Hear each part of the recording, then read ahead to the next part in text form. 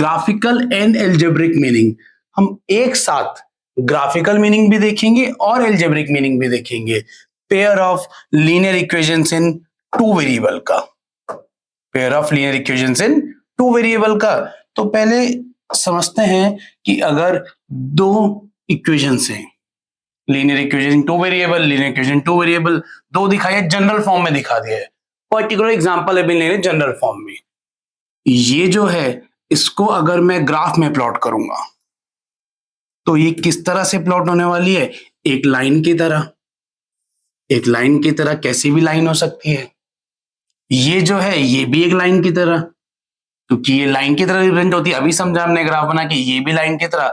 May be वो line कुछ ऐसी बन जाए, मे बी वो लाइन कुछ ऐसी बन जाए। तो मतलब हाँ, ऐसा हो सकता है, इस तरह से हो सकता है। दो लाइन इस तरह से ग्राफ में बन सकती है, और कभी भी दो लाइन इस तरह से बन जाएगी, मतलब वो एक पर्टिकुलर पॉइंट पे इंटरसेक्ट कर रही हैं, वो एक पर्टिकुलर पॉइंट पे इंटरसेक्ट कर रही हैं। ऐसी लाइंस को मैं बोल दूंगा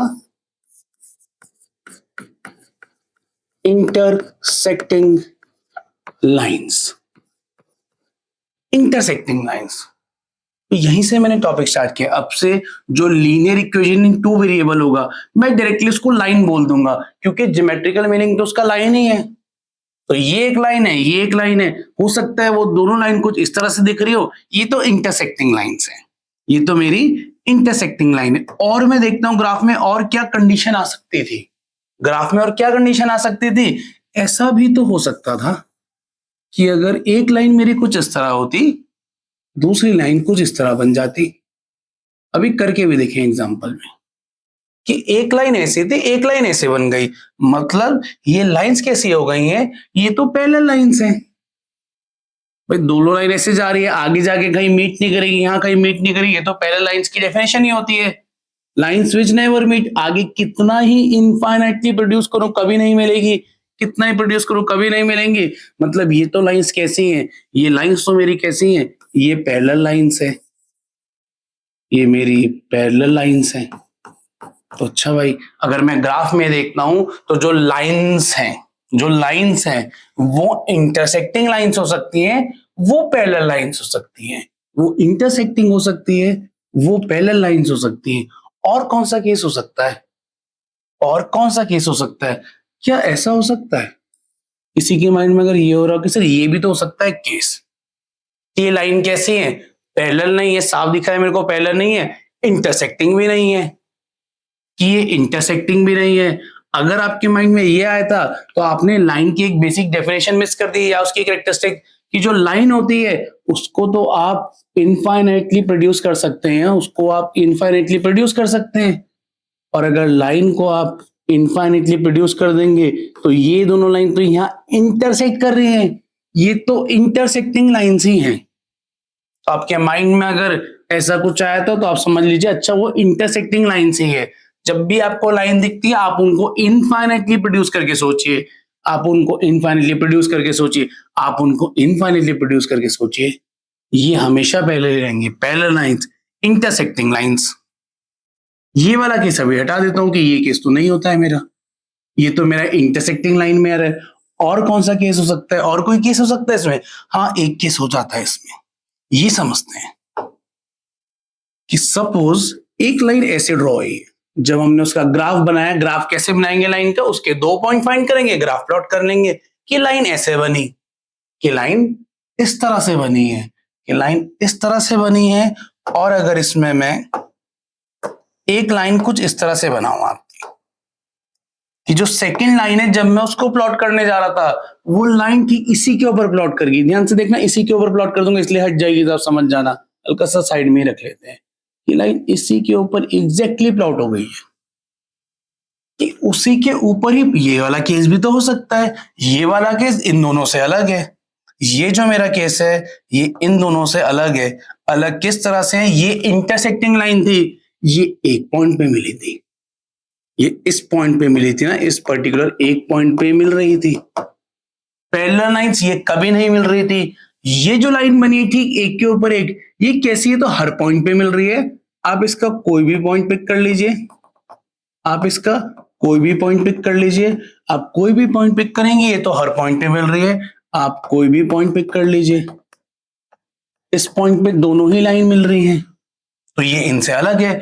पैरेलल लाइन किसी भी पॉइंट पे नहीं मिलती है, ये एक पॉइंट पे मिलती है, ये तो हर पॉइंट पे ही मिल रही है, ये तो हर पॉइंट पे मिल रही है, ये अलग लाइन से। ऐसी लाइन को मैं क्या बोलता हूं, यही होती है हमारी को इंसिडेंट लाइंस, को इंसिडेंट लाइंस। तो ये को इंसिडेंट लाइंस होती है जो ठीक एक के ऊपर एक आ सकता है, दो लाइंस के, मतलब दो पेयर ऑफ लीनियर, मतलब pair of linear equation two variables, या दो जो लाइंस होती है उनके ये तीन केस ही हो सकते हैं, उनके ये तीन केस ही हो सकते हैं। मतलब या तो वो इंटरसेक्टिंग लाइन होंगे, या वो पैरेलल लाइंस होंगे, या वो को इंसिडेंट लाइंस होंगी, या वो को इंसिडेंट लाइंस होंगी। अगर वो इंटरसेक्टिंग लाइंस हैं, आप इन लाइंस के सॉल्यूशन के बारे में कुछ बोल सकते हैं क्या? आप इन लाइन के सॉल्यूशन, इस लाइन के सॉल्यूशन के बारे में बोल सकते हैं कि इनका सॉल्यूशन कैसा होगा, इनका सॉल्यूशन किस तरह का होगा, इनका सॉल्यूशन किस तरह का होगा? मतलब क्या मैं लाइन देख के बता सकता हूं सॉल्यूशन? हाँ, बता सकता हूं।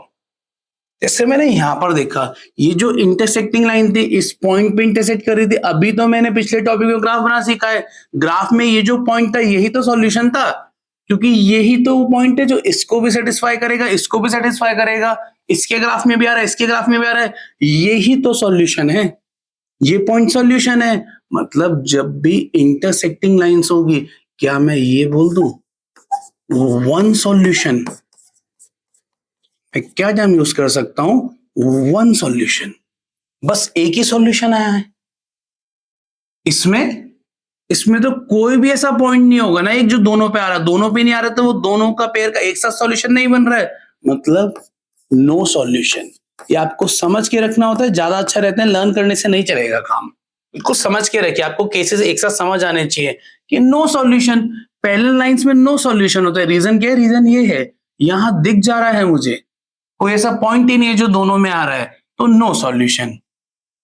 इसमें क्या नो सॉल्यूशन बोलेंगे आप? क्या नो सॉल्यूशन बोलेंगे इसमें? नहीं, इसमें तो हर पॉइंट की सॉल्यूशन है। मैंने ये पॉइंट लिया, दोनों पे आ रहा है, मैंने ये पॉइंट लिया, दोनों पे आ रहा है, ये पॉइंट लिया, दोनों पे आ रहा है। तो ऐसे तो जब तक लाइन दोनों बढ़ती रहेगी कि एक के ऊपर एक है, तो कोई भी पॉइंट पिक कर लो सॉल्यूशन है, कोई भी पॉइंट पिक कर लो सॉल्यूशन है। मतलब कितने सॉल्यूशन है इसके? इनफाइनाइट सॉल्यूशन है। ऐसे लिख लेते हैं, infinitely many solutions, infinitely many solutions, no solution, one solution, बस ये एक ही सॉल्यूशन होगा। और जब एक ही सॉल्यूशन है, जो चीज एक ही होती है वो तो यूनिक होती है, यूनिक सॉल्यूशन। दोनों टर्म मुझे क्लियर होनी चाहिए, दोनों टर्म मुझे याद होनी चाहिए, दोनों टर्म मुझे समझ आने चाहिए। One solution, unique solution, no solution, infinitely many solution. ये मुझे ग्राफ से समझ आया है, ये कहीं ना कहीं इसका ग्राफिकल इंटरप्रिटेशन है। मैंने ग्राफ में इसको ऐसा समझा है। अच्छा, ग्राफ में ऐसा समझा मैंने, मैं एल्जेब्रिकली इन्हें कैसे कनेक्ट करता हूं? इनको एल्जेब्रिकली कनेक्ट करता हूं, फिर एग्जांपल में ट्राई करेंगे उस चीज को। मैं ट्राई करता हूं इन्हें एल्जेब्रिकली कनेक्ट करने का, कि आप बिना ग्राफ ड्रॉ करे, आप हमेशा ग्राफ ड्रॉ करके नहीं बताएंगे ना, आप पहले ग्राफ ड्रॉ करेंगे तब बताएंगे इंटरसेक्टिंग है, वन सॉल्यूशन है। आप ग्राफ ड्रॉ करेंगे और बताएंगे वो पैरेलल लाइन से, नो सॉल्यूशन है। कि आप ग्राफ ड्रॉ करके बताएंगे वो कोइंसिडेंट लाइन है, इनफिनिट मेनी सॉल्यूशन है। आप डायरेक्टली बता सकते हैं उन दोनों के ये जो कोएफिशिएंट्स लिखे A1 B1 C1, A2 B2 C2, इनको यूज करते हुए, मतलब जब मैं आपको दो इक्वेशन दूंगा आप इन वैल्यूज से बता देंगे। कैसे बता देंगे? आप बस रेशियो फाइंड करेंगे, आप रेशियो फाइंड करेंगे A1 अपॉन A2 का, A1 अपॉन A2। अभी एग्जांपल में करेंगे नेक्स्ट स्लाइड में, पर पहले एक बार समझ लेते हैं उसका कॉन्सेप्ट, जनरल कॉन्सेप्ट क्या है। A1 अपॉन A2 और चेक करेंगे साथ में B1 अपॉन B2 का रेशियो, B1 अपॉन B2 का रेशियो। A1 अपॉन A2 और B1 अपॉन B2 का रेशियो चेक करेंगे। अगर वो रेशियो नॉट इक्वल टू आया, मतलब A1 upon A2 is not equal to B1 upon B2, वो इसी की कंडीशन होती है, वो इंटरसेक्टिंग लाइन की कंडीशन ही है। तो आप इंटरसेक्टिंग लाइंस को एल्जेब्रिकली ऐसे देख सकते हैं कि दो लाइंस मिली, आप ये रेशियो चेक कीजिए, a1 upon a2 and b1 upon b2, अगर वो इक्वल नहीं आया वो इंटरसेक्टिंग लाइंस होगी। वो इंटरसेक्टिंग लाइंस होगी तो आपको ग्राफ समझ आ गया, ग्राफ ऐसा होगा। आपको ग्राफ समझ आया तो ग्राफ से समझ गए, इसका तो एक सॉल्यूशन यूनिक सॉल्यूशन होगा। तो ये चीजें एक साथ फ्लो करती हैं, एक साथ समझ आना चाहिए। बट अगर आपका जो रेशियो था, जो आप रेशियो चेक कर रहे हैं, जैसे आप रेशियो चेक कर रहे थे a1 अपॉन a2 का, आपने a1 अपॉन a2 चेक किया है, देन आपने चेक किया b1 अपॉन b2 और वो आ गया इक्वल। अगर अनइक्वल आया था, इंटरसेक्टिंग लाइन है, अनइक्वल है, इंटरसेक्टिंग लाइन है। अगर वो इक्वल आ गया, वो पैरेलल लाइंस हो सकती है, वो पैरेलल लाइंस हो सकती है। हो सकती है क्यों बोल रहा हूं?